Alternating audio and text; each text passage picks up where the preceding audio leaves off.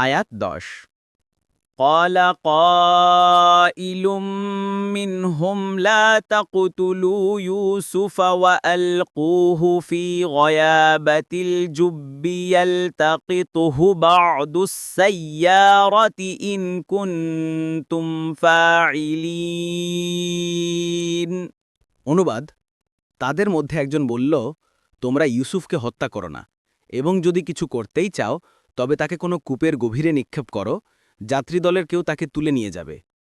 1 এই আয়াতে বলা হয়েছে ভ্রাতৃদলের মধ্যেই একজন সমস্ত কথাবার্তা শুনে বলল ইউসুফকে হত্যা করো না যদি কিছু করতেই হয় তবে কূপের গভীরে এমন জায়গায় নিক্ষেপ করো যেখানে সে জীবিত থাকে এবং পথিক যখন কূপে আসে তখন তাকে উঠিয়ে নিয়ে যায়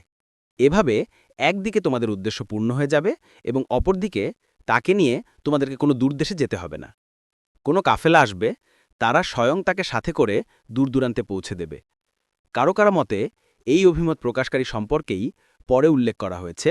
যে মিশরে যখন ইউসুফ আলাইসাল্লামের ছোট ভাই বিনিয়ামিন যে আটক করা হয় তখন সে বলেছিল আমি ফিরে গিয়ে পিতাকে কিভাবে মুখ দেখাব